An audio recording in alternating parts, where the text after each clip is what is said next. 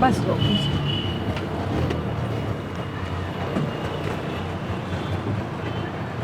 पूरे 15,000 देने हैं। और कितने पैसे देने होंगे इन डकैतों को? अस्पताल में लूटने का धंधा खोल रखा है। बेटी एडमिट है, इलाज चल रहा है, पैसे तो देने पड़ेंगे ना। ये ससुराल वाले भी ना बेटियों को मायके में इसलिए छोड़ जाते हैं कि उसकी प्रेगनेंसी और डिलीवरी का सारा खर्चा माँ बाप उठाए। हाँ?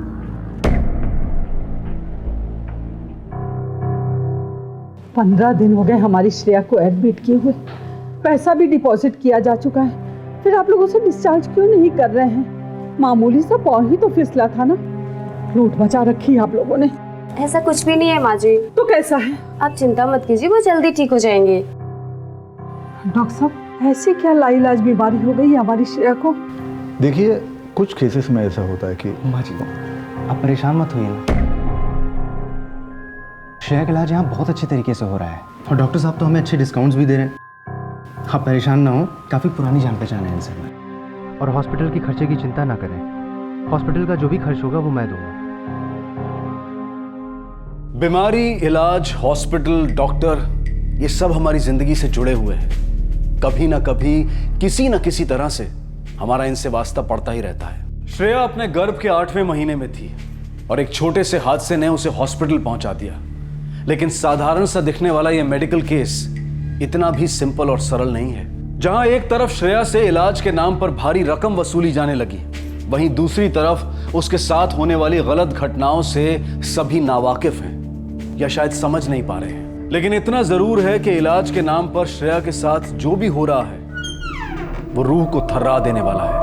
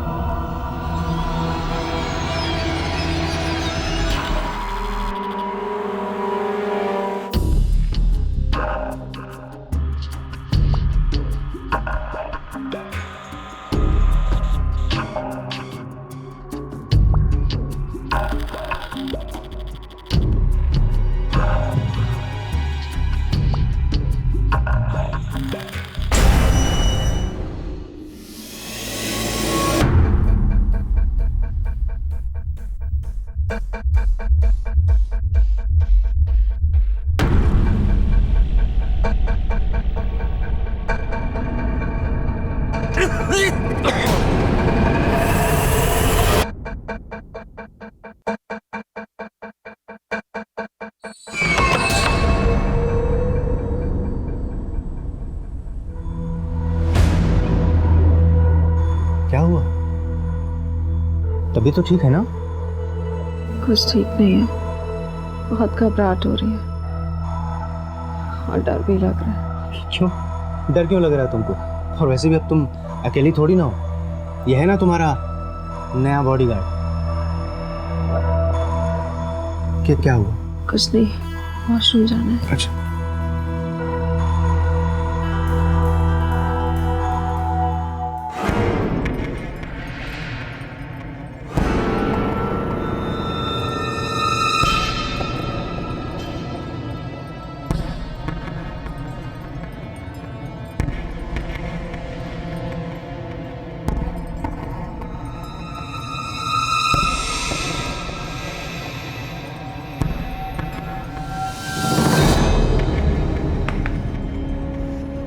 बच्चों क्या हो रहा है सर? हाथ की सफाई नहीं, कॉरिडोर की सफाई करो। ये डॉक्टर, मेरे को मालूम है मेरा काम, मेरे को मत सिखाओ। काम मालूम है तो काम करो, टाइम मत वेस्ट करो। तुमको कितना 3 साल हुए ना इस हॉस्पिटल में, मेरे को 12 साल हुए, समझा ना?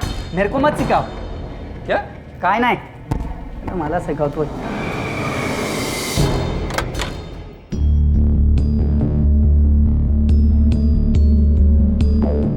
ये मेडिसिन ले आइए, अभी देनी है। श्रेया वॉशरूम में है सर। कोई बात नहीं, सिस्टर आ रही हैं, आप मेडिसिन ले आइए।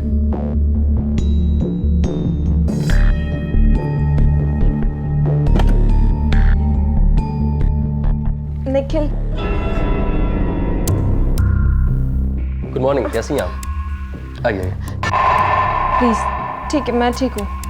पर मैं तो आपकी हेल्प कर रहा हूँ खाली। कहा ना, डोंट टच मी। मैं ठीक हूँ, आप जाइए प्लीज।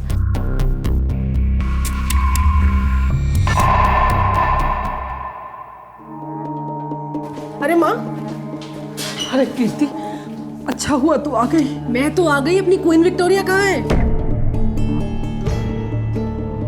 नर्स अंदर चेंज करा रही है। माँ एक बात बता, ये डॉक्टर ने यहाँ किराए पे रूम देना शुरू किया है क्या? अरे 3 हफ्ते हो गए अपनी श्रेया को यहाँ, पाँव में मोच ही तो आई थी और ड्यू डेट तो माँ अभी आगे है ना। श्रेया, बच्चा क्या हुआ है तुझे? 3 हफ्ते से यहाँ। माँ, बच्चे तो हमने भी जने हैं ना, ऐसे 4 हफ्ते पहले से थोड़ी कोई एडमिट करता है। बिल्कुल सही कहा आपने।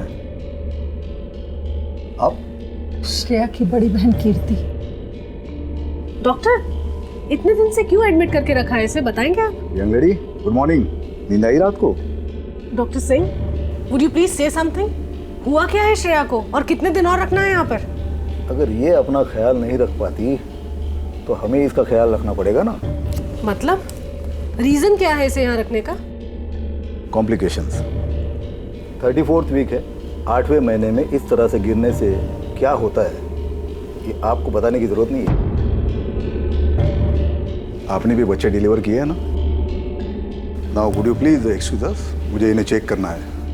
आपको जो भी सवाल पूछने हैं आप मेरे केबिन में आके पूछ सकते हैं, प्लीज।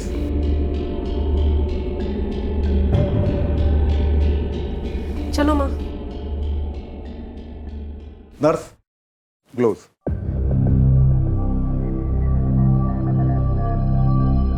डॉक्टर,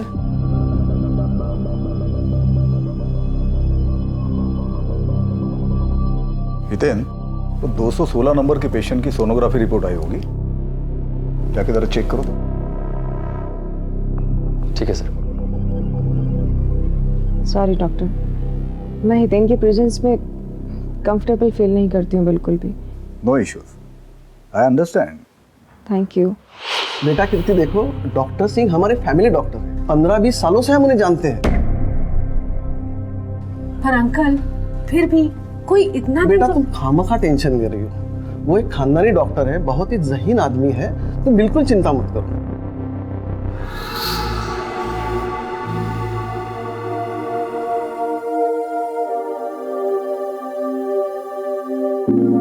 हल्की सी इन्फेक्शन है, मैं दवाई दे देता हूँ, relax.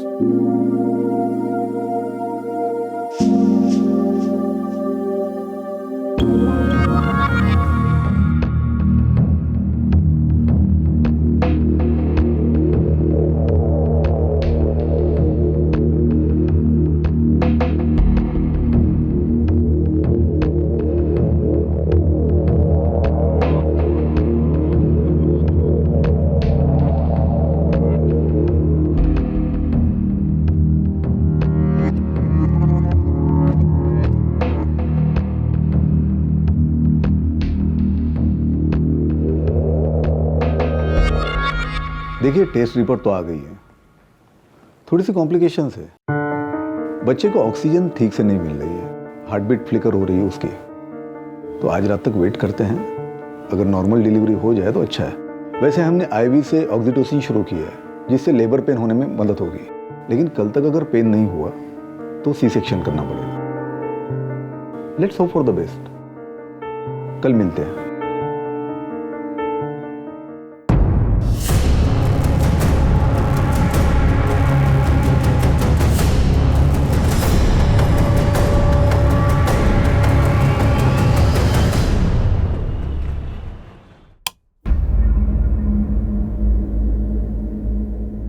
Morning young lady, good morning. कैसी हो? फाइन। डॉक्टर, मेरा हाथ बहुत सुन सुन सा लग रहा है। अच्छा सिस्टर, हैमर।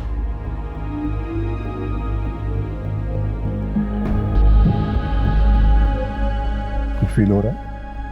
थोड़ा थोड़ा।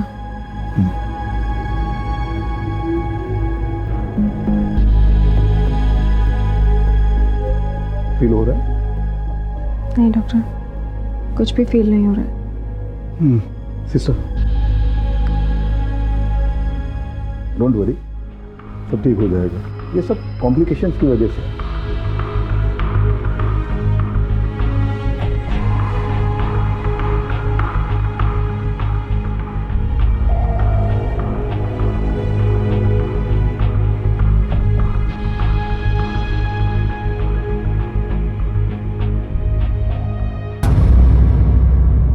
डॉक्टर साहब। Yes doctor. Congratulations, it's a boy.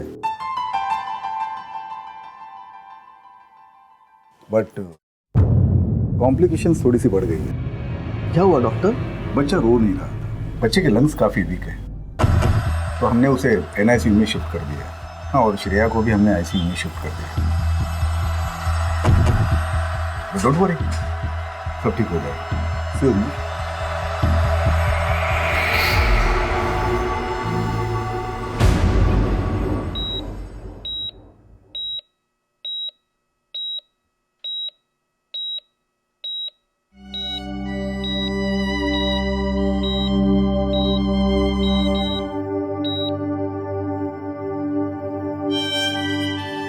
Excuse me, देखिए यहाँ पे भीड़ लगाने से कुछ नहीं होगा। ICU में पेशेंट से मिलने का टाइम सुबह 9 से 10 और शाम को 5 से 6 बजे का है। आप लोग प्लीज रिसेप्शन में बैठिएगा, please.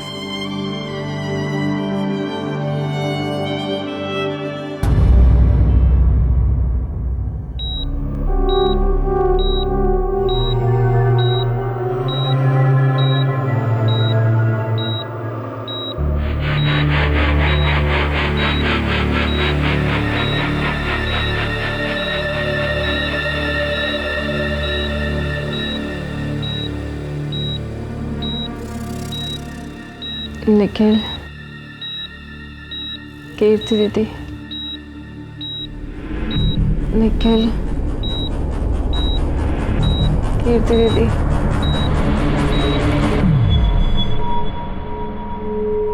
Hi Nikhil. Hello sir, आपसे एक ज़रूरी बात करनी है सर।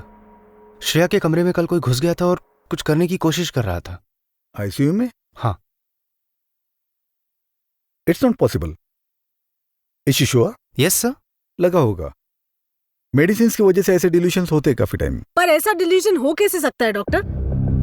अब कहना क्या चाहती है? मैं सिर्फ इतना कहना चाहती हूँ कि वो जरूर डॉक्टर हितेन होगा। What? जी हाँ, श्रेया को उसका आसपास में रहना बिल्कुल पसंद नहीं है और मुझे उसी पे डाउट है। डॉक्टर हितेन इस हॉस्पिटल के काबिल डॉक्टर है, वो ऐसा कभी नहीं कर सकते। लेकिन डॉक्टर, जब श्रेया खुद से कह रही है। अगर आप लोग इंसिस्ट कर रहे हैं तो मैं डॉक्टर हितेन को इस केस से हटा देता हूँ। Please sir. Okay, I will do it right away, don't worry. बहुत अजीब सा लग रहा है, प्लीज आप मुझे घर ले चलिए। यहाँ कुछ तो गलत हो रहा है मेरे साथ माँ। दवाइयों की वजह से थोड़ी बहुत घबराहट होती है। याद है ना तुझे, जब मुझे टाइफाइड हुआ था तो कितना घबराती थी मैं। ये सब बातें अपने दिमाग से निकाल दे और जल्दी से जल्दी ठीक होने की सोच। मुन्ना को तेरी जरूरत है ना। Doctor Singh, excuse me, doctor Singh, एक मिनट। एक बात थी, I hope you don't mind, पर मैं एक सेकंड ओपिनियन लेना चाहती हूँ। Second opinion? जी, किसी दूसरे डॉक्टर का। आपको मेरी काबिलियत पर शक है या मेरे स्टाफ पर? नहीं डॉक्टर, आप बिल्कुल गलत समझ रहे हैं। अपने दिल की तसल्ली के लिए दूसरे डॉक्टर का ओपिनियन लेना मेरे लिए जरूरी है। तो मुझे श्रेया की फाइल्स चाहिए। आप अपनी लिमिट्स क्रॉस कर रही हैं। निखिल, अगर तुम्हें भी यही लगता है तो इंडेमनिटी बॉन्ड पर साइन कर दो और अपनी पत्नी और अपने बेटे को लेकर जा सकते हो। लेकिन अगर कॉम्प्लिकेशंस बढ़ गई तो उसके लिए जिम्मेदार मैं नहीं रहूंगा, चाहे वो कल हो या परसों। सेकंड ओपिनियन लेना, but don't ever come to me. आखिरकार इलाज के नाम पर क्या हो रहा था श्रेया के साथ? अचानक उसे इतनी सारी कॉम्प्लिकेशंस ने कैसे घेर लिया? और कैसे उसका स्वस्थ बच्चा गंभीर रूप से बीमार पड़ गया। क्या यह मेडिकल नेग्लिजेंस थी या फिर कुछ और? श्रेया किससे डर रही थी और कौन था वो शख्स जो रात के अंधेरे में श्रेया के कमरे में घुसकर उसके जिस्म के साथ घिनौना खिलवाड़ कर रहा था? जो कुछ भी उसके साथ हो रहा था उसे वो महसूस तो कर रही थी, पर उसकी समझ में कुछ नहीं आ रहा था।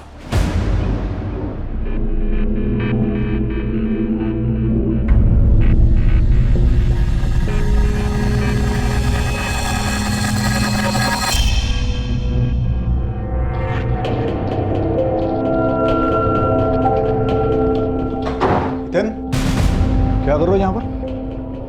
मैंने मना किया था तुम्हें श्रेया के फंसाने के लिए। पता है सर, लेकिन वो नर्स अनवेल थी और पेशेंट को इंजेक्शन देना। Of this case. तुम इस केस पर नहीं हो अभी। बात समझ में नहीं आती? आखिर क्या चाहते क्या हो तुम? पेशेंट की फैमिली हम पे केस करे, ये हॉस्पिटल बंद हो जाए? आखिर क्या दुश्मनी क्या तुम्हारे मेरे साथ? आई एम सॉरी सर, लेकिन मैं तो सिर्फ केयर से आ गया था injection. Please get out.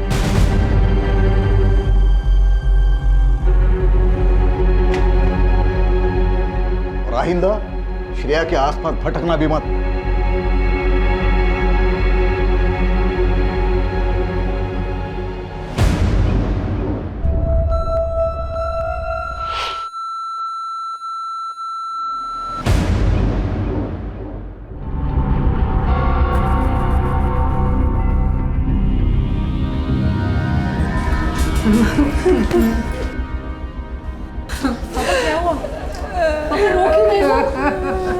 Nikhil, क्या हुआ? बोलो तो। माँ, आप तो बताओ क्या हुआ? माँ, कुछ बोले। श्रेया, श्रेया क्या हुआ बच्चा? दीदी, मुन्ना। मुन्ना? मुन्ना को क्या हुआ है? बोल। ना नहीं रहा।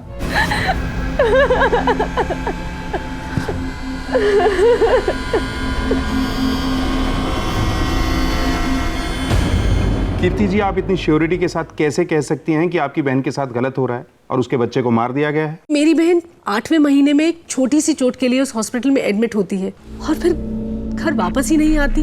वो वहीं रह जाती है और उसका बच्चा वहाँ पैदा तो होता है पर इंक्यूबेटर पे ही मर जाता है। सर, क्या आपको ये सब ठीक लग रहा है? सर, मैं तो पहले से इस हॉस्पिटल के अगेंस्ट थी, पर श्रेया के इन-लॉज ने मुझे इंसिस्ट किया कि उसे इसी हॉस्पिटल में एडमिट कराना है। ठीक है, लेकिन इसका मतलब ये तो नहीं कि आपकी बहन के साथ सही में कुछ गलत हो रहा है। सर, हो सकता है कि आप बिल्कुल ठीक कह रहे हो, लेकिन जैसे ही मैंने डॉक्टर से सेकेंड ओपिनियन के लिए रिपोर्ट्स मांगी, उसने मुझे साफ इनकार कर दिया और फिर ऊपर से मुझे धमकाया भी कि इंडेमनिटी साइन करूं और अपनी बहन को वहां से ले जाऊं।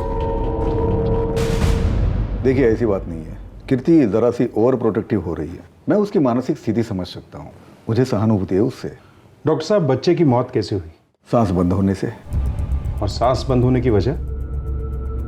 देखिए, प्रेगनेंसी के 8वें महीने में श्रेया गिर गई थी, इसलिए कॉम्प्लिकेशंस काफी बढ़ गई थी। बच्चे की हार्ट बीट फ्लिकर हो रही थी, बच्चा पलट गया था। हमने बच्चे को बचाने की पूरी कोशिश की, लेकिन हम उसे बचा नहीं पाए। देखिए, कुछ चीजें हमारे बस में नहीं होती। ठीक है डॉक्टर साहब, आप बच्चे के केस से रिलेटेड सारी रिपोर्ट्स हमें हैंड ओवर कर दीजिए। जी जरूर, अभी करवाता हूँ। हेलो, हाँ नेहा, वो श्रेया की फाइल इंस्पेक्टर साहब को दे देना।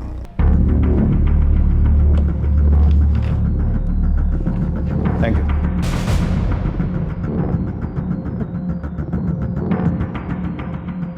रिपोर्ट्स में तो कोई प्रॉब्लम नहीं इंस्पेक्टर।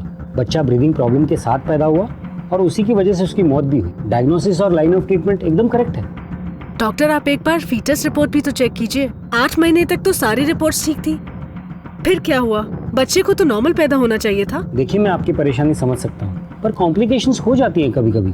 पता नहीं सर, पर मुझे बिल्कुल भी कुछ ठीक नहीं लग रहा है। 8 महीने तक सारी रिपोर्ट्स ठीक थी, तो बच्चे को तो नॉर्मल पैदा होना चाहिए था। अचानक उसकी लंग्स में कैसे प्रॉब्लम आ सकती है? और नॉर्मली 8 महीने में बच्चे पैदा भी हो जाते हैं और लंबी जिंदगी भी जीते हैं। सर, मुझे लगता है कि मुन्ने के साथ जरूर कुछ गलत हुआ है। देखिए कीर्ति जी, जो आप कह रही हैं वो सही भी हो सकता है। हम भी यही चाहेंगे, अगर जुर्म हुआ है तो उसका खुलासा होना चाहिए, सजा भी मिलनी चाहिए।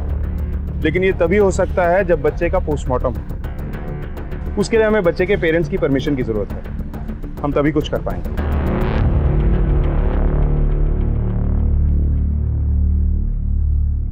क्या हो रहा है ये? मुन्ना के पोस्टमार्टम के लिए पुलिस को आपकी परमिशन चाहिए, साइन कर दीजिए। चला गया ना, क्यों उसकी दुर्गति कर रहे हैं आप लोग? अपने मन की तसल्ली के लिए कि उसके साथ कुछ भी बुरा नहीं हुआ था और ना ही मेरी बहन के साथ कुछ बुरा होगा। लेकिन मैंने साइन कर दिया, आप भी साइन कर दीजिए। सच सामने आएगा, दिल को तसल्ली मिलेगी। मुन्ना की मौत मेरी लापरवाही की वजह से हुई है या फिर कोई और कारण है? ठीक है।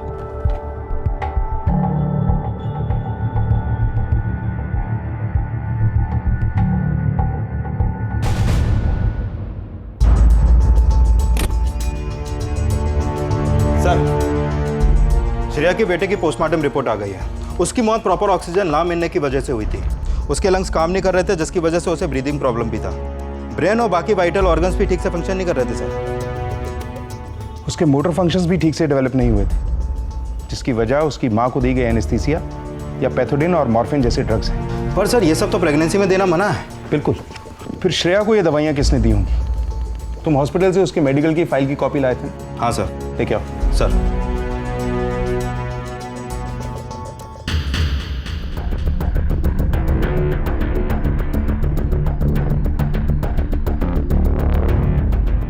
एनेस्थीसिया तो कहीं प्रिस्क्राइब भी नहीं किया गया है, कोई रिपोर्ट नहीं। हाँ, कुछ पेन किलर्स जरूर दिए गए हैं। ऑक्सीजन रेगुलर था सर, क्योंकि बच्चे की हार्ट बीट फ्लिकर कर रही थी। पर बच्चे को एनेस्थीसिया कौन दे सकता है? आम आदमी को तो इसके बारे में कुछ पता भी नहीं होता। ये जरूर नर्सिंग होम के किसी आदमी का काम है। पर सर ये कौन हो सकता है जिसने घिनौना काम किया? इसी का तो पता लगाना है। सर, डॉक्टर हितेन ऐसा कर सकता है। ये आप इतने यकीन से कैसे कह सकते हैं? वो इसीलिए सर कि सर, हितेन का टच सही नहीं था। एक दो बार इंजेक्शन लगाने के बहाने इधर उधर छूता था और बेहोशी की हालत में मैंने फील किया कि मेरे कमरे में जैसे कोई आया है। तो आपने इस बात की कंप्लेंट नहीं की? सर, जैसे ही मुझे श्रेया ने बताया, मैंने डॉक्टर से कंप्लेंट की थी, पर डॉक्टर ने मुझे कहा कि पेशेंट को दवाइयों की हालत में ऐसे हेलुसिनेशंस होते रहते हैं। पर सर, मुझे हितेन पे पूरा डाउट है कि उसी ने कुछ किया है। मैंने ऐसा कुछ नहीं किया सर। पता नहीं, श्रेया को मेरी शक्ल पहले दिन से ही पसंद नहीं थी। सुना है तू उसे इंजेक्शन लगाने के बहाने 4 जगह टच करता था। सर, क्या मिलेगा मुझे ये सब करके? ये तो तू ही बताएगा कि क्या मिला तुझे। वो झूठा इल्जाम लगा रही है। तो सच क्या है वो बता दे। सर ने मुझे एक इंट्रामस्कुलर इंजेक्शन दिया था पेन के लिए, और वो एक पर्टिकुलर स्पॉट पे ही लगाना होता है। तो वो स्पॉट लोकेट करने के लिए मैंने 2 बार टच किया, बस भड़क गई। जो कि नॉर्मल प्रोसेस है सर, आप किसी से ही पूछ सकते हैं। चलो मान लिया कि तू हरीशचंद्र की औलाद है। अब एक सच और बता दे, उसे केटामाइन का एनेस्थीसिया और सेडेटिव्स कितनी बार दिया? क्या बात कर रहे हैं सर आप? ये ड्रग्स प्रेग्नेंट लेडी को नहीं दी जाती हैं। तो फिर क्यों दी? सर, मैंने नहीं दिया है। And you have no right to talk to a doctor like this. मेरे पास मेडिकल एसोसिएशन और कोर्ट दोनों का ऑर्डर है तुझसे पूछताछ करने का, क्योंकि श्रेया के बेबी की पोस्टमार्टम रिपोर्ट कहती है कि उसकी बॉडी में एनेस्थेटिक और सेडेटिव मेडिसिन का ओवरडोज मिला है। व्हाट? कहीं अज्जू ने तो नहीं किया सर? कौन अज्जू? सर, अज्जू हमारा वार्ड बॉय। वो अक्सर फीमेल पेशेंट्स के आसपास मंडराता रहता था, उनकी फोटोज निकालता रहता था। अक्सर मैंने उसको श्रेया के रूम से भी बाहर निकलते देखा रात में।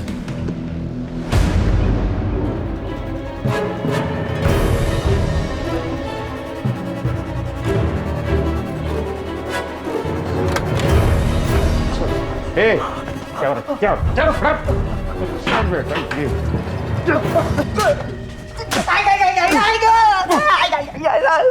मरीजों का सेवक होकर उनका फायदा उठाता है, बेचारी बीमार लेडीज का वीडियो बनाता है। और क्या क्या कांड किए तूने इन लेडीज के साथ? मैंने कुछ नहीं किया था, मैं तो सिर्फ रात के लिए वीडियो बनाता था।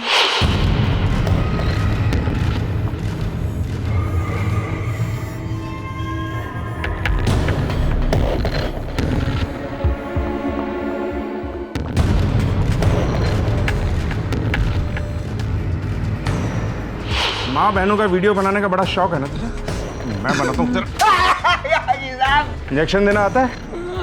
अब तक कितनी लेडीज को एनेस्थीसिया दिया तूने? नहीं साहब, मैंने अभी तक किसको नहीं दिया, और सब मैं क्यों दूंगा? उन्हें बेहोश करके उनके साथ मनमानी करने के लिए, उनका वीडियो बनाने के लिए। देव चप्पल साहब, मैंने ऐसा कुछ नहीं किया साहब। मैं तो सिर्फ बेहोश लेडीज लोगों का वीडियो बनाता था और साहब मैंने कभी गलत दवाई नहीं दिया साहब। श्रेया को एनेस्थीसिया किसने दिया? मुझे नहीं मालूम साहब, ये दवाइयाँ बाहर नहीं होती है ना। फिर कहाँ और किसके पास होती है? साहब वो डॉक्टर हितेन और बड़े साहब है ना, उनके पास। पता नहीं सर, श्रेया के केस में एक अजीब सी बात हुई। 34th वीक में गिरने के बाद जब उसे एडमिट किया गया तो इतने लंबे हॉस्पिटलाइजेशन की कोई ज़रूरत नहीं थी, ऐसी कोई कॉम्प्लिकेशन नहीं थी। उसे 1-2 दिन ऑब्जर्वेशन में रख के छोड़ सकते थे। तो छोड़ा क्यों नहीं? सर ने बोला था 2 वीक से एक्सटेंड कर दो। झूठ बोलता है तू। एक्सटेंशन तूने ही किया था? हाँ सर, मैंने ही किया था, लेकिन सर के बोलने पर किया था। क्यों? सर मैंने भी उनसे यही पूछा था, तो उन्होंने कहा कि तुम्हें सैलरी चाहिए ना तो चुप रहो, जो मैं कहता हूँ वैसा करते रहो, हॉस्पिटल चलाने के लिए पैसे चाहिए होते हैं। बाकी पेशेंट के साथ भी डॉक्टर सिंह ऐसे ही करते थे? नहीं सर, मैंने तो कभी नहीं देखा।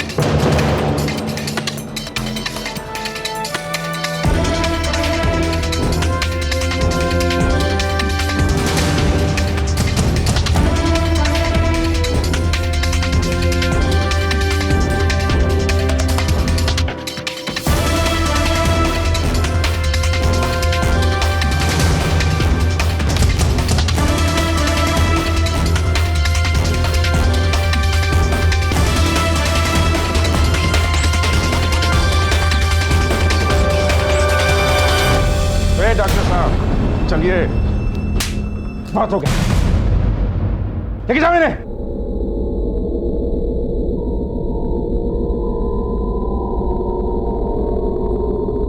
तुम ठीक हो? श्रेया की खूबसूरती को देखकर मेरे अंदर का शैतान जाग उठा। एक डॉक्टर होके अपने पेशेंट के साथ ये सब करते हुए? इंस्पेक्टर, डॉक्टर भी तो एक इंसान होता है ना। मेरे बीवी के मरने के बाद मैं बिल्कुल अकेला हो गया था, लेकिन किसी के मरने से इच्छाएं तो नहीं मरती ना। मतलब श्रेया जैसी जवान लड़की मेरे सामने थी।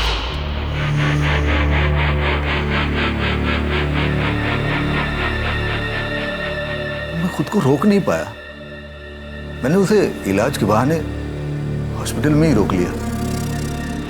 उसकी फैमिली वालों को बताया, बच्चे के हार्ट बीट फ्लिकर हो रहे हैं, इस कंडीशन में ऑक्सीजन दिया जाता है। मैं ऑक्सीजन के साथ बेहोशी की दवाई मिलाता था। जब श्रेया अनकॉन्शियस हो जाती थी तो मैं उसे फील करता था। श्रेया तेरी हैवानियत का शिकार बनी रही थी, फिर उस मासूम बच्चे की जान क्यों ली? श्रेया को हॉस्पिटल में रोकने के लिए मैंने उसके बच्चे का सहारा लिया। मैंने उस बच्चे में कॉम्प्लिकेशंस पैदा किए, लेकिन एनेस्थीसिया का डोज थोड़ा ज्यादा हो गया तो बच्चे की तबीयत खराब हो गई। ऊपर से श्रेया की बहन दूसरे किसी डॉक्टर से कंसल्ट कर रही थी। वो ये राज खुल न जाए, इसलिए मैंने बच्चे की जान ले ली।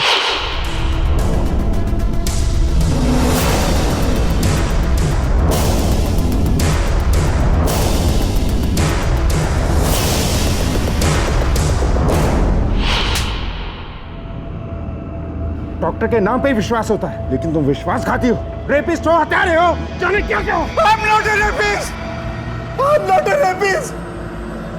मैं श्रेया के शरीर के साथ सिर्फ खेलता था। मैंने कभी उसके साथ सेक्स नहीं किया, क्योंकि मुझे पता था उसकी कंडीशन इतनी बुरी है कि अगर मैं वैसे करता तो मैं फंस जाता। अगर उसकी कंडीशन ठीक होती तो तू रेप करता, कर ही दिया था तूने। अगर हम लोग टाइम पर नहीं पहुंच जाते, डॉक्टर के पाक साफ प्रोफेशन पर कालिक पोत दिया तूने। अपने प्रोफेशन का नाजायज फायदा उठाया है। कैसे करेगी कोई औरत किसी मेल गायनिक पे विश्वास? Shame on you doctor, shame on you. આપ જે સબસ્ક્રાઇબરને કોલ કરી રહ્યા છો તે હમણાં સ્વિચ ઓફ છે। मम्मा पापा कब आएंगे?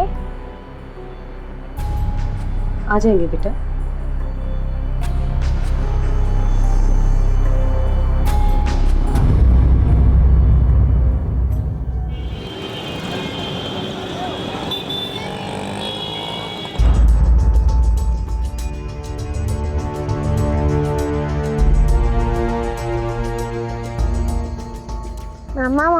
तुम यहाँ क्यों आई है?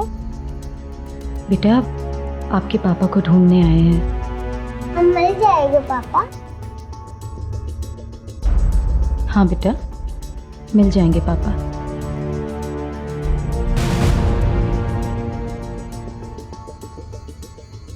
सर सुधीर हर रोज की तरह कल सुबह 9 बजे ऑफिस के लिए निकल गए थे। ये आपका बैग, टिफिन रख दिया है मैंने इसमें। ठीक है, बाय बेटा, पढ़ाई करना ठीक से। हाँ चलो चलो पापा को बाय करने, चलो चलो चलो जल्दी।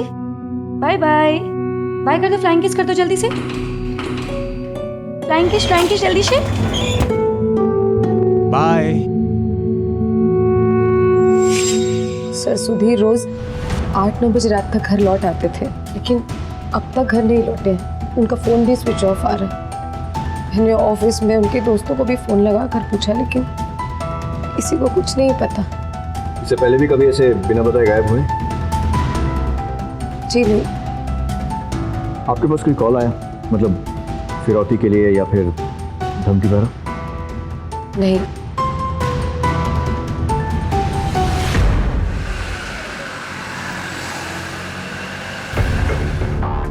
एक 30 साल का घर गृहस्थी वाला इंसान अचानक गायब हो जाता है।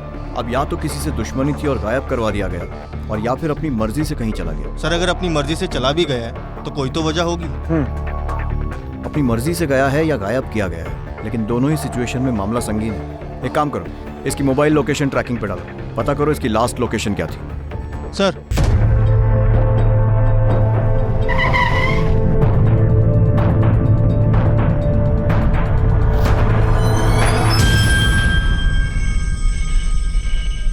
कल सुबह सुधीर कितने बजे ऑफिस आया? सर सुधीर टाइम के बड़े पाबंद थे, 9:30 बजे आ गए थे। और गया कब था? हमेशा की तरह 7 बजे। आपने देखा उन्हें जाते हुए? जी सर, मैंने उन्हें बाय भी बोला था। कुछ अलग या कुछ अनयूजुअल सा दिखा था कल या फिर पिछले कुछ दिनों में? नहीं सर, वो काम में तो बहुत अच्छा था, लेकिन हमेशा परेशान रहता था। आदतन परेशान रहता था या कोई वजह थी? वो कह नहीं सकते, उसने कभी बताया नहीं। किसी से कोई लड़ाई झगड़ा? नहीं सर, अपने काम से काम रखते थे और सबसे बना के रखी थी।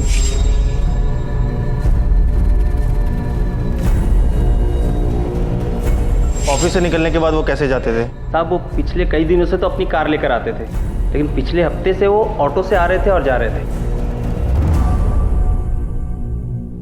साहब आजकल वो रोज ऑटो से आते जाते थे, कल आवाज दी तो सामने से निकल गया, रुका ही नहीं। किस तरफ गया? इधर से आई। वो इस तरफ क्यों आया होगा? उसका घर तो दूसरी तरफ है। सर हो सकता है कि वो यहाँ किसी का वेट कर रहा हो, या फिर किसी से मिलने आया हो। एक काम करो, आसपास जो भी सीसीटीवी या ट्रैफिक कैमरा फुटेज है चेक करो, शायद वो दिखे। सर। और हाँ, सुधीर का ईमेल अकाउंट और सोशल नेटवर्किंग अकाउंट भी चेक करो। गायब होने वाले दिन उसने किस किस से बात की पता करो। चलो सर।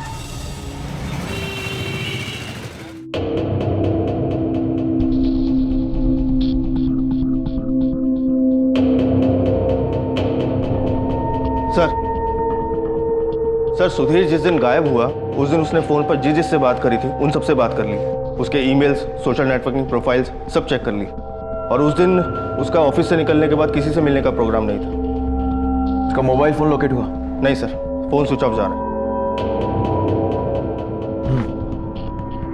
ना कोई फिरौती का कॉल, ना किसी से दुश्मनी। लोकल हॉस्पिटल्स में पता किया कोई बॉडी या फिर कोई मिलती जुलती लाश? हाँ सर पता किया, लेकिन कोई खबर नहीं। ये सुधीर अपनी मर्जी से गायब हुआ है या फिर इसे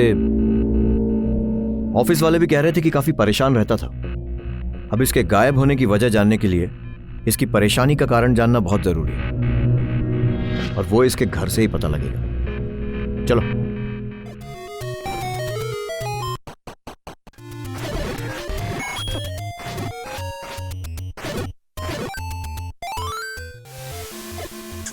विनी, बच्चे क्या है, इतने बिजी हो जाते हो खेलने में, हाँ, कि खाते भी नहीं हो? बेटा चलो जल्दी से खा लो। नहीं, पापा जब आएगा तब मैं खाऊंगी। बेटा पापा आ जाएंगे, आप खा लो ना प्लीज। पापा को फोन लगाओ ना।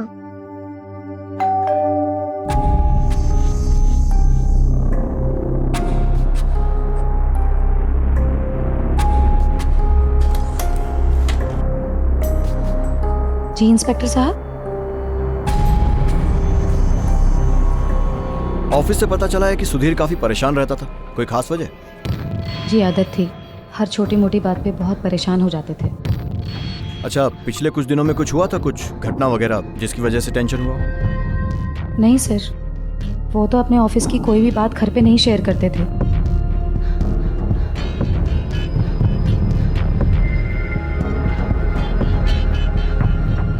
अच्छा, ये अपनी कार छोड़कर आजकल ऑटो से ऑफिस क्यों जा रहे थे? जी हमारी कार तो गैराज में है, सर्विसिंग के लिए।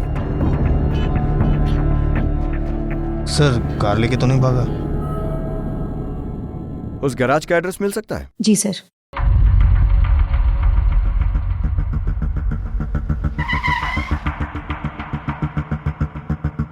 सुनिए, दिखाओ। ये आदमी और इस नंबर की गाड़ी જોયું છે એમને? सर्विसिंग के लिए आई थी ये गाड़ी? हाँ साहब, आ गाड़ी आई भी थी, लेकिन सर्विसिंग के लिए नहीं, बेचने के लिए आई थी। पूरे 2 लाख रुपए लेके गया वो। भाव तोल करता तो शायद उसको ज्यादा मिलता, लेकिन वो बहुत जल्दी में था और सारे पैसे उसको कैश में चाहिए थे। ठीक है।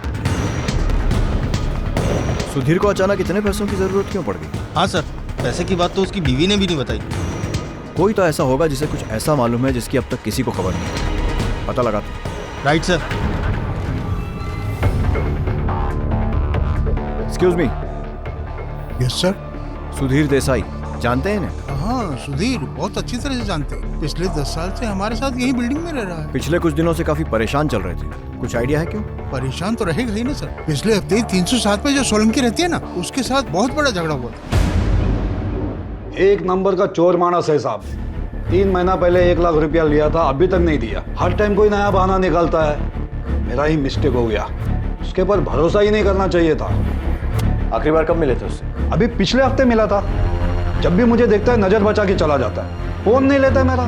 सर आपको मिलेगा ना, मुझे बताना, केस करूंगा उसके ऊपर।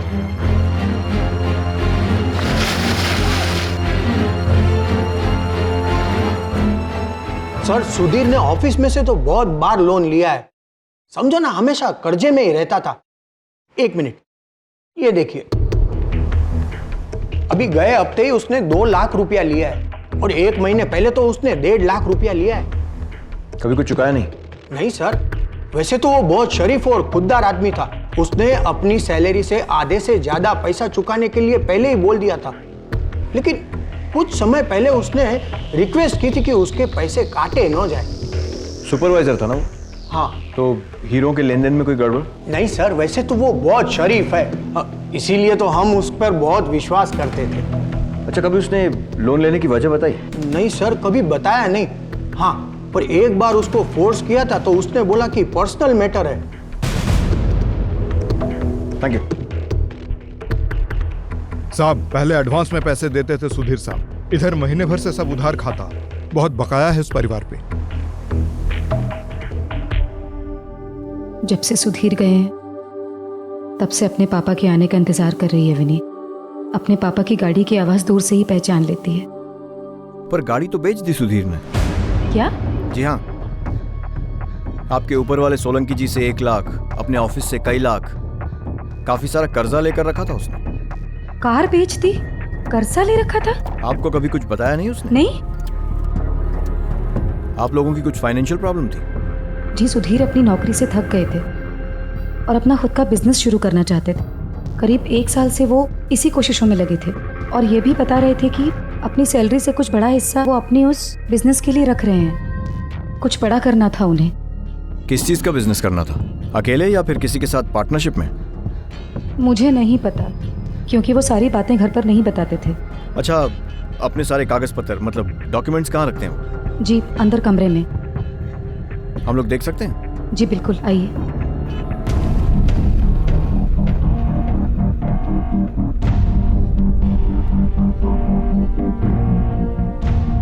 एक ही छत के नीचे एक ही घर का दाना पानी, एक ही बिस्तर, पर कितना जानते हैं एक पति पत्नी एक दूसरे को।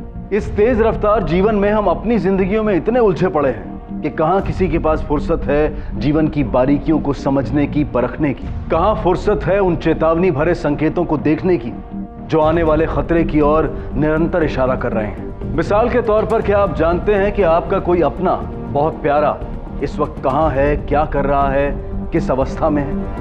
ये शक नहीं, सावधानी है।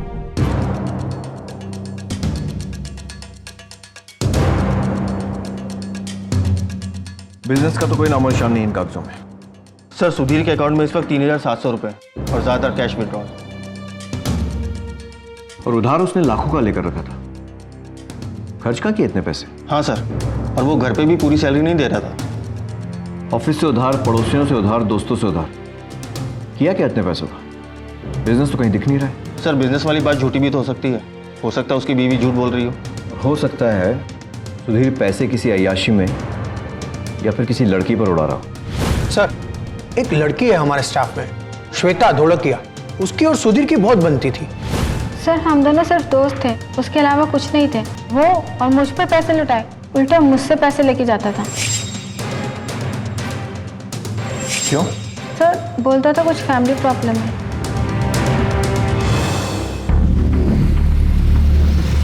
ऑफिस वाले कह रहे हैं फैमिली प्रॉब्लम और पत्नी कह रही है बिजनेस।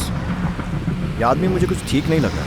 या तो खुद किसी मामले में फंसा हुआ है या फिर सबको फांस रहा है। सर 4 दिन हो गए इसे गायब हुए, अब तक कोई सुराग नहीं। कहीं सुसाइड या मर्डर केस तो नहीं? हेलो,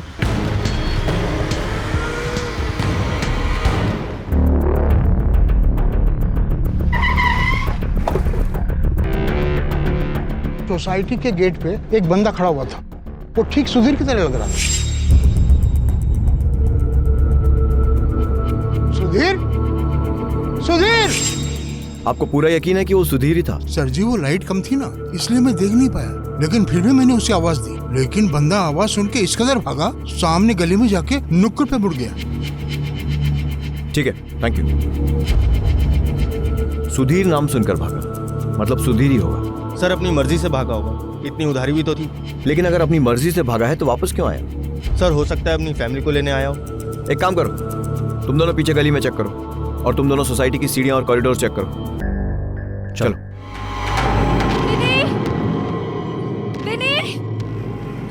विनी! क्या हुआ? सर इनकी बेटी विन्नी मिल नहीं रही है। घर पर थी?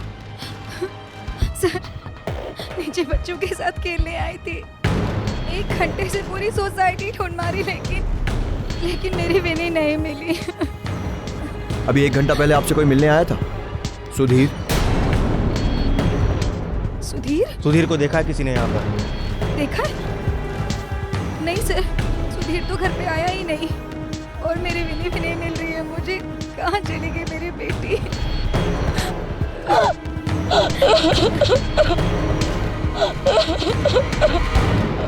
पहले पिता फिर बेटी, एक के बाद एक दोनों गायब हो गए। क्या किसी ने कुछ कर दिया था इन्हें या फिर कुछ हो गया था इनके साथ? कहीं खुद पिता ने ही अपनी बेटी का अपहरण तो नहीं कर लिया था? लेकिन कोई पिता अपनी बेटी का अपहरण क्यों करेगा? और सबसे बड़ा सवाल यह था कि एक साधारण से व्यक्ति सुधीर देसाई को इतने सारे पैसों की क्या जरूरत आन पड़ी थी? क्या वो इन पैसों के जरिए किसी की जिंदगी में मुसीबत लाने वाला है या फिर वो खुद किसी मुसीबत का शिकार है? सर ये केस तो और भी कॉम्प्लिकेटेड होता जा रहा है। हाँ पटेल, सुधीर पहले गायब होता है, फिर अपने घर के पास में दिखाई देता और फिर गायब हो जाता। सर इस बार तो उसकी बेटी भी गायब है। एक काम करो, आसपास के सभी थानों को अलर्ट करो और सुधीर और उसकी बेटी का फोटो भी सर्कुलेट करो। Right sir.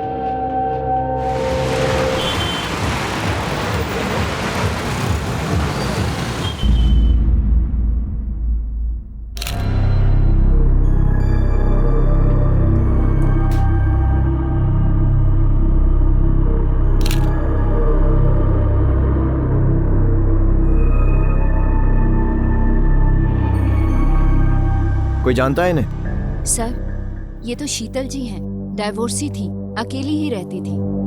सबसे पहले लाश को किसने देखा? सर मैं तो इधर से गुजर रहा था, देखा कि इनकी नौकरानी इनके घर की बेल बजा रही है और वो काफी देर से बजा रही थी। मैंने सोचा कि अकेली रहती है, इसलिए मैंने सोसाइटी वालों को सबको बुलाया और दरवाजे तोड़ दिया। देखा तो ये हाल है। सर लगता है चोरी हुई है, काफी सारा सामान इधर उधर बिखरा पड़ा है। सर देखने पे ऐसा लगता है इनका सिर इस मेज से टकराया होगा और एक्सेस ब्लीडिंग होने की वजह से इनकी मौत हो गई। और इनके शरीर पर काफी हाथापाई के निशान भी हैं। मौत का समय बता सकते हैं? सर अप्रॉक्स समय तो पोस्टमार्टम की रिपोर्ट आने के बाद ही पता चलेगा, बट 19 से 20 घंटे हो गए होंगे शायद। मतलब उसी समय के आसपास जब विनी गायब हुई थी? हाँ सर, और उसी वक्त सुधीर बिल्डिंग में देखा गया था। एक काम करो, लाश को पोस्टमार्टम के लिए भेजो। ये मिसेस शीतल और सुधीर का कोई ना कोई कनेक्शन जरूर है। सर ऐसा भी तो हो सकता है कि सुधीर ने मिसेस शीतल को मारा हो और उसके बाद अपनी बेटी को लेकर फरार हो गया हो। वजह सर एक काम करो, घर का कोना कोना छान मारो। सोसाइटी में जो तीनों घटनाएं हुई हैं इनमें कोई ना कोई कनेक्शन ढूंढना होगा। और साथ में मिसेस शीतल का होम टेलीफोन और मोबाइल रिकॉर्ड्स निकलवाओ। पता लगाओ कहीं उनसे भी सुधीर ने कोई पैसे का लेन देन तो नहीं किया। Right sir.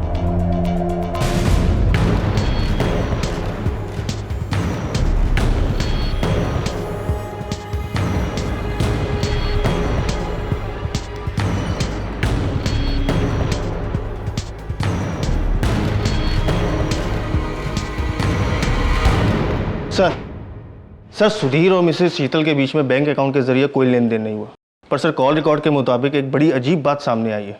सर मिसेस शीतल कुछ नंबर के साथ लगातार संपर्क में थी। सर एक नंबर सोचने लायक है सर, त्रिशा और मिसेस शीतल के बीच में लगातार संपर्क था। दोनों लगातार घंटों बातें किया करती थी।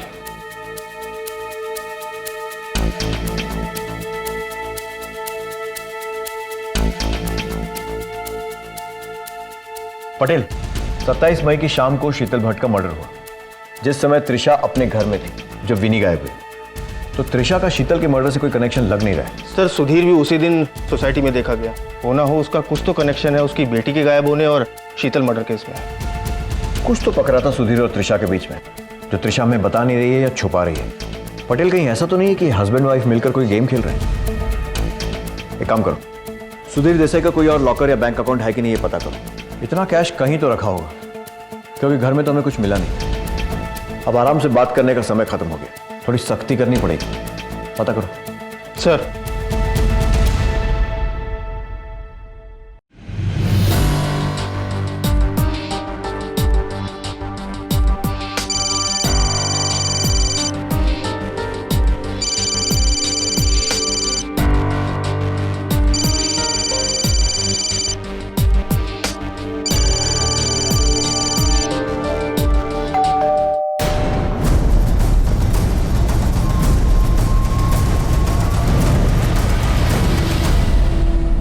सुधीर की फाइनेंशियल डिटेल्स चेक की हमने। एक सैलरी अकाउंट है और एक जॉइंट अकाउंट उसकी बीवी के साथ। इसके अलावा और कुछ नहीं। पर सर एक अकाउंट और मिला है। पिछले 1 साल में उस अकाउंट में पैसे डाले गए। पैसे डालने वाला एक ही इंसान, मुंबई का विनीत। एड्रेस मिल गया सर।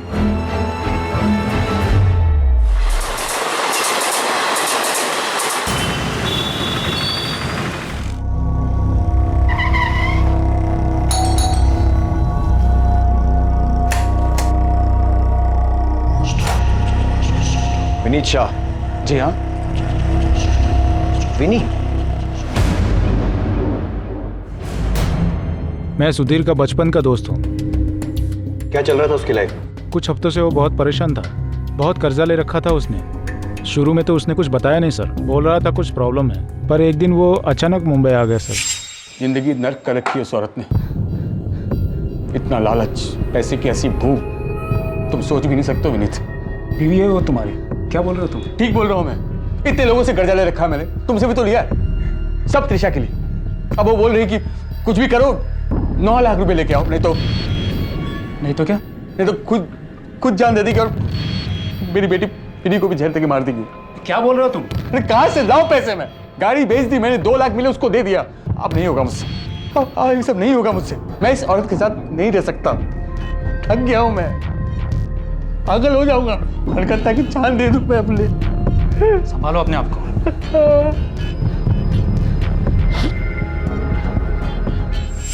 अगली सुबह सुधीर सूरत के लिए निकल गया और रात होते होते वो लौट भी आया। और इस बार वो अपनी बेटी विनी को भी साथ ले आया था सर। वो विनी को अगवा करके लाया था सर। विनीत, लो इसको भी साथ लेकर आया मैं, नहीं तो वो औरत इसकी जिंदगी बर्बाद कर देगी। अब मेरे लिए बस यही जीने की वजह, इसको भी छोड़ नहीं सकता। मेरी बेटी ऐसे बेबी को माँ से अलग करना कानूनी फसाद हो सकता है और इसके लिए तुम्हें किडनैपिंग का केस भी लग सकता है तुम्हारे ऊपर। जो होना होगा, ये मेरी बेटी है, इसको मुझसे कोई छीन नहीं सकता। नहीं सुधीर, ये गलत है, गैर कानूनी है। इसके लिए तुम्हें सजा भी हो सकती है। और तुमने इस बच्चे के बारे में सोचा कि नहीं? हाँ, क्या होगा? तुम तो इधर उधर भागते रहोगे, लेकिन इस नन्ही सी जान का क्या? तो क्या करूं मैं? बैठो बैठो, पहले बैठो बैठो। देखो, कानून का सहारा लो। बीवी से नहीं बनती ना तो कोर्ट में लीगली डिवोर्स ले लो। बच्ची की कस्टडी के लिए कोर्ट में अपील करो ना तुम। मेरी एडवाइस शायद सुधीर को सही लगी और वो 28 को सूरत के लिए निकल गया और विनी को हमारे पास छोड़ गया सर। ना तो वो उस रोज लौटा, ना ही अगले दिन। हमने उसे फोन करने की भी ट्राई की पर उसका फोन स्विच ऑफ बता रहा था सर। हम लोग पुलिस को खबर करे सोच ही रहे थे, पर आप लोग। सुधीर की बीवी को 9 लाख रुपयों की जरूरत क्यों पड़ गई? कुछ बताया उसने? सर, हर बार की तरह उसने कोई एग्जैक्ट वजह तो नहीं बताई, पर सर वो बता रहा था कि जीने मरने वाली सिचुएशन है सर। और अब सुधीर और त्रिशा दोनों गायब हैं। ये जीने मरने वाली सिचुएशन क्या थी सुधीर की?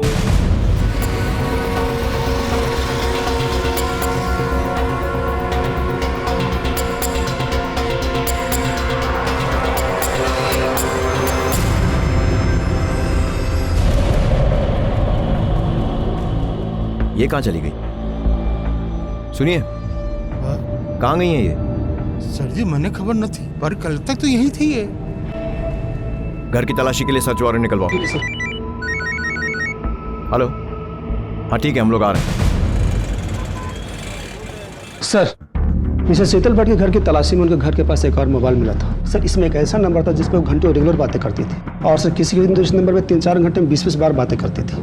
किसका नंबर है? पता लगा रहा हूँ। त्रिशा का कोई पता चला? नहीं सर, कुछ पता नहीं चला।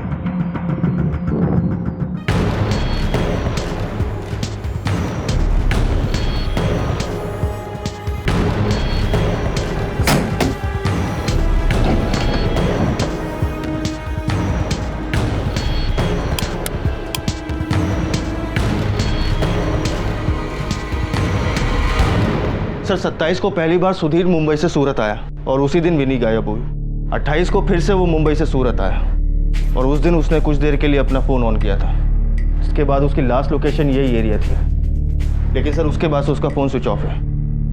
एक काम करो, अच्छे से पूरे घर की छानबीन करो, एक एक कोना तलाशो। सर।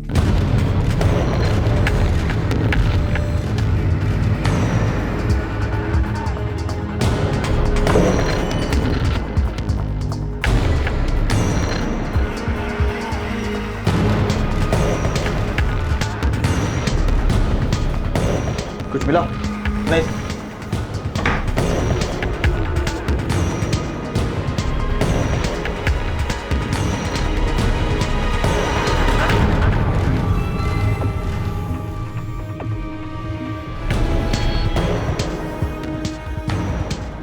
पटेल, ये फ्रिज का सारा सामान बाहर क्यों पड़ा हुआ है?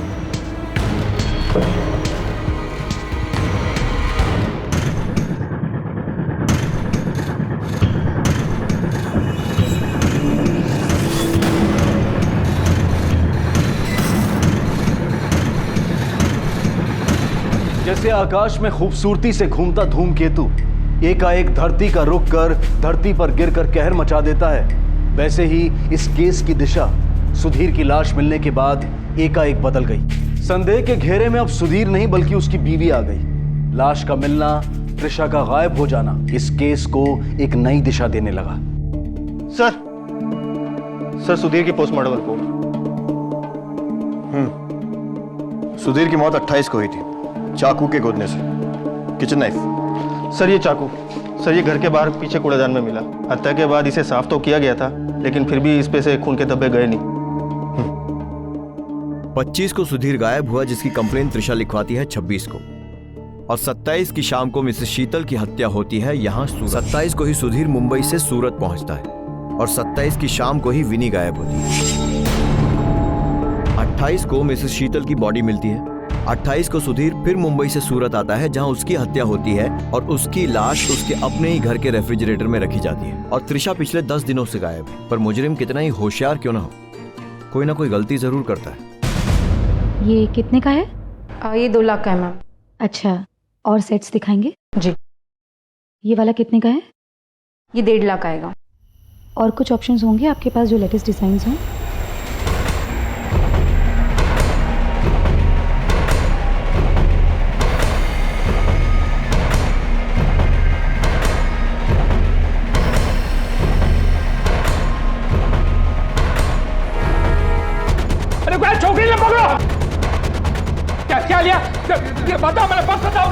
एक्चुअली आ जाओ, मैं अभी पुलिस को फोन करता हूँ।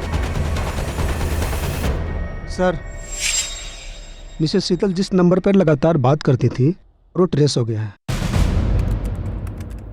हाँ, जोड़ी 21 नंबर 50,000। हाँ चल।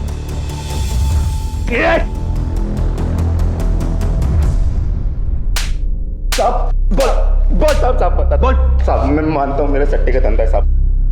वो बुढ़िया, वो शीतल मैडम, वो मेरी पुरानी क्लाइंट थी साहब। उसका तो पूरा खर्चा ही सट्टे से चलता था साहब, और कभी डीलिंग में भी कोई प्रॉब्लम नहीं आई साहब। मारा क्यों उसको? साहब वो एक महीने पहले वो 9 लाख रुपए आ रही थी सट्टे में, और जब मैंने पैसे मांगे तो बोलती है कि वो किसी और की तरफ से सट्टा लगाया था साहब। ये बुढ़िया कब से तुझे फोन कर रहा हूँ और मेरा फोन नहीं उठा रही, और ऊपर से मेरे ऊपर चिल्ला रही है। तू पागल हो गई है क्या? अरे मैं कह रही हूँ ना, जब मेरे पास आ जाएंगे पैसे मैं दे दूंगी। ये बुढ़िया अपनी बकवास बंद कर, या तेरी बकवास सुनने के लिए नहीं बैठा हूँ। मुझे मेरा 9 लाख रुपए चाहिए। अरे तुम तो कमाल की बात कर रहे हो, वो पार्टी देगी तो ही तो दूंगी ना। अरे नहीं, मुझे मतलब उन लोगों से। तूने, तेरा किसके साथ क्या लेना देना है, मुझे कोई मतलब नहीं। हेलो? 3 हफ्ते तक उसका इंतजार किया, उसे फोन भी किया, मेरा फोन उठाना बंद कर दिया, और पैसा नहीं देना चाहती थी साहब। फिर एक दिन अचानक मैं उसके घर पर गया साहब। 3 हफ्ते से पागलों की तरह फोन कर रहा हूँ, मेरा फोन क्यों नहीं उठाती? उठा तो रही थी, लेकिन लग नहीं रहा था। मैं क्या करूँ? लगाया मेरे तरह, तूने लगाया था। देखो तुम्हारे पैसे मिल जाएंगे, कहा ना मैंने। मुझे मेरे 9 लाख रुपए चाहिए। तुम मत दिखा। क्या करेगी तू? मैं ना सब मोहल्ले को इकट्ठा कर लूंगी और तेरी बदनामी कर दूंगी यहाँ पर। अरे मैं तो पहले से ही बदनाम हूँ। સાહેબ મારી જ્વેલરીની દુકાન છે અને આ છોકરી મારી દુકાનેથી ઘરે ના છોડીને ભાગી। अरे कैसी बातें कर रहे हैं आप? मैं क्यों कोई गहने चुराऊंगी? साहब, ये आदमी कैसी बातें कर रहा है? मैं कोई बदमाश गहने है। चुराने वाली दिखती हूँ? मैं देख रही थी, मैंने इनको लगता है कि मेरे बैग में रख लिया। रुको अरे रुको कैसी रुको बातें- रुको। नाम क्या तुम्हारा? साहब वो मेरा नाम विद्या है। पटेल, जरा वो वांटेड लोगों वाली फाइल लेके आओ।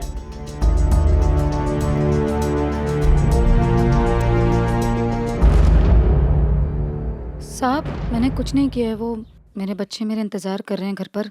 प्लीज़ मुझे जाने दीजिए।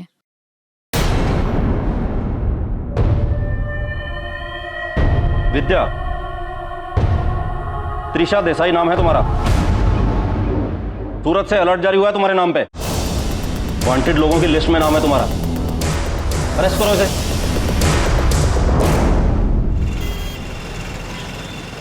सुधीर देसाई, जानता है इसे? नहीं साहब। त्रिशा देसाई, सुना ये नाम? त्रिशा? नहीं साहब, एक तो हम लोग का धंधा ऐसा साहब, रोज न जाने कितने नाम सुनते हैं साहब, कुछ याद ही नहीं रहता साहब। सर, त्रिशा मिल गई है। चलो रख। साहब अभी सब बताए। किधर थी आप मैडम? वो मैं शॉपिंग कर रही थी, नेकलेस खरीद रही थी, तो पता नहीं बेवजह मुझ पर चोरी का इल्ज़ाम लगा दिया इन लोगों ने। याद आया? हाँ बोल। शीतल मैडम 9 लाख रुपए हारी थी सट्टे में साहब। मैंने जब उससे पैसा मांगा तो उसने कहा कि मैंने ये त्रिशा की तरफ से लगाया ये सट्टा। तुझे पता है तेरे पैसे त्रिशा ने लगाए थे? अरे कौन सी त्रिशा? मैं किसी को जानता ही नहीं। मैंने तुझे पैसा दिया था और तुझसे पैसा लूंगा।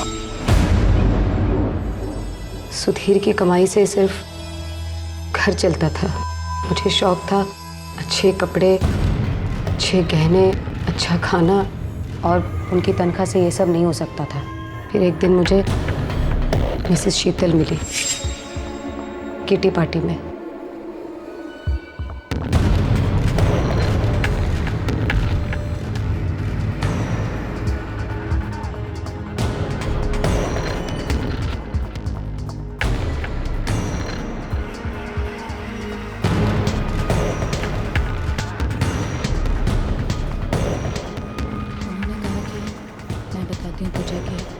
ज़्यादा से ज़्यादा पैसे कैसे कमाते हैं।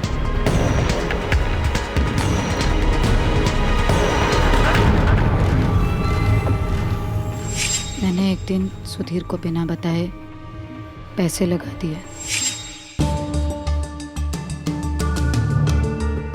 हाँ सुनो, मेरा है ना, तुम 3 लाख रुपए लगा दो।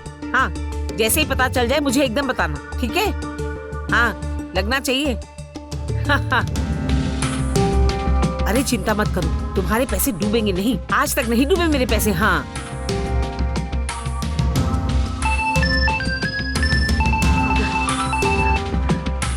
हेलो, क्या 6 लाख? क्या?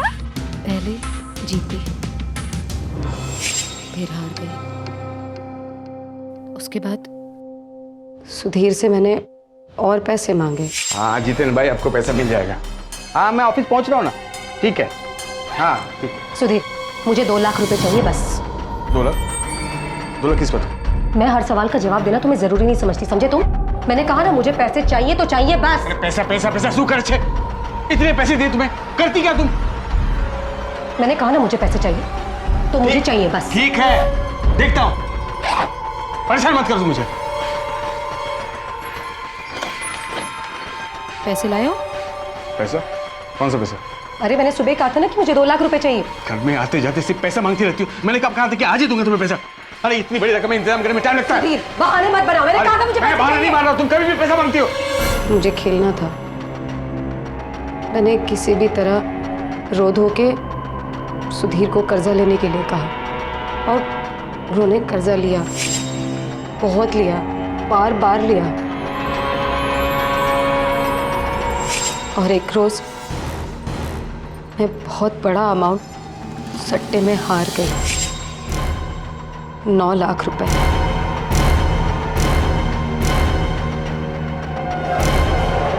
इधर दूसरी तरफ मिसेस शीतल फोन कर करके मुझे धमकियां देने लगी, पैसों के तगादे मारने लगी। मुझे कुछ समझ में नहीं आ रहा था। मैंने सुधीर से भी और पैसों की मांग की। ये क्या, सिर्फ 1 लाख? मैंने 2 लाख मांगे थे ना। हाँ तो मेरे से जितना हो सका मैंने किया ना। जितना हो सकेगा क्या मतलब है? मैंने तुमसे 2 लाख मांगे थे, ये 1 लाख किस लिए लाए हो? 1 लाख रखो ना तुम। अरे 2 लाख क्या, तुम बार बार मांगती हो, तुम करती क्या पैसे की? तुम्हें ज्यादा जानने की जरूरत नहीं इस बारे में, ठीक है? मैंने तुमसे 2 लाख मांगे, मुझे 2 लाख रुपए चाहिए बस। मुझे जाना नहीं है, मैं पैसे दे रहा हूँ, मुझे जाना नहीं है। सुधीर ने मना कर दिया। मैंने एक दिन कहा कि अगर मुझे पैसे नहीं मिले तो मैं जहर खा के मर जाऊंगी और विनी को भी मार दूंगी। सुधीर ने गाड़ी बेच दी, गाड़ी से सिर्फ 2 लाख रुपए निकले। एक दिन वो भाग गया और मेरी बेटी को भी लेके चला गया। सर मैं पागल हो गई थी। विनी मेरी जान है सर, कैसे लेके जा सकता है वो मेरी बेटी को? कैसे बोल सकता है कि मुझसे डिवोर्स चाहिए?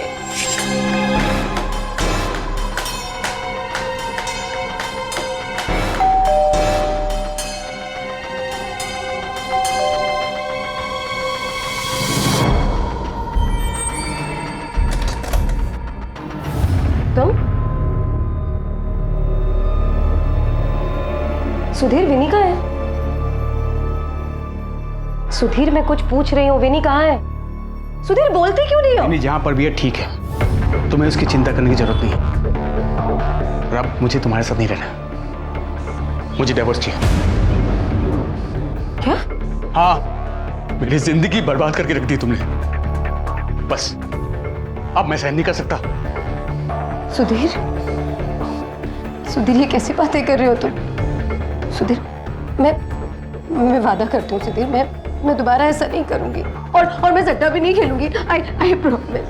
प्लीज, मैं तुम्हारे और विनी के बिना नहीं रह सकती। अरे झूठी हो तुम जैसी औरत माफी के काबिल नहीं हो।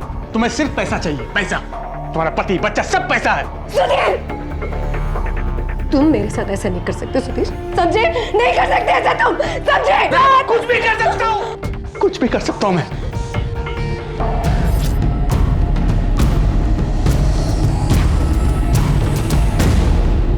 मैंने मार दिया उसे, चाकू साफ किया और फेंक दिया। फिर सुधीर की लाश को फ्रिज में डाल दिया।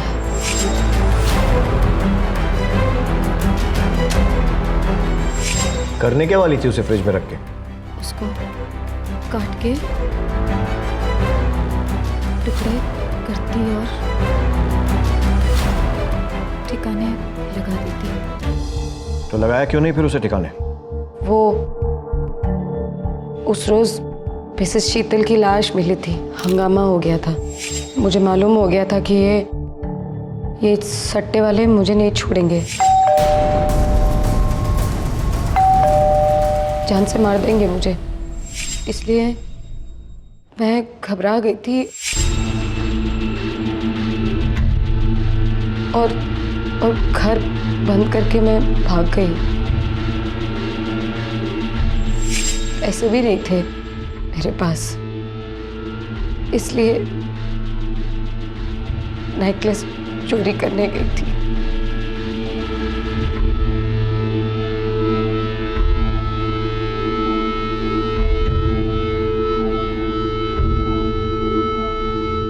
संतोष, सेटिस्फैक्शन, ये मिडिल क्लास मानसिकता का आदर्श है। उसकी पहचान उसकी खूबसूरती है। लेकिन यही संतोष जब लालच में तब्दील हो जाता है तो मिडिल क्लास परिवार, या यूं कहें कि किसी भी परिवार या व्यक्ति का ताना बाना टूट जाता है। परिवार और व्यक्ति दोनों बिखर जाते हैं। कुछ ऐसा ही हुआ त्रिशा के साथ, उसके परिवार के साथ। महत्वाकांक्षा बुरी चीज नहीं है, लेकिन अगर उसको हासिल करने का तरीका जायज ना हो तो नतीजे नाजायज ही निकलते हैं। चाहत अच्छी है, सपने जरूरी हैं, लेकिन नैतिकता को ताक पर रखकर पैसा कमाने की होड़ को लालच कहते हैं, और आमतौर पर इसके नतीजे मासूम परिवारजनों को झेलने पड़ते हैं, जैसे कि अब विनी को झेलने पड़ेंगे। पिता की मृत्यु हो गई और मां को हत्या, सट्टेबाजी और चोरी के अपराध में उम्र कैद की सजा। जिंदगी सबक देती है, गलतियों को सुधारने का मौका देती है, और ना सुधरने पर कड़ा सबक दंड के रूप में मुकर्रर करती है। अब मैं अनूप सोनी आपसे विदा लेता हूं। फिर मुलाकात होगी अगले एपिसोड में और खुलासा करेंगे एक और जुर्म का। तब तक अपना और अपने परिवार का ख्याल रखें और देखते रहें क्राइम पेट्रोल डायल 100। सबक एक को, सीख हम सबको। जय हिंद। क्राइम पेट्रोल्स के और भी दिलचस्प कहानी देखने के लिए हमारे चैनल को सब्सक्राइब करें और बेल आइकॉन दबाना न भूलें।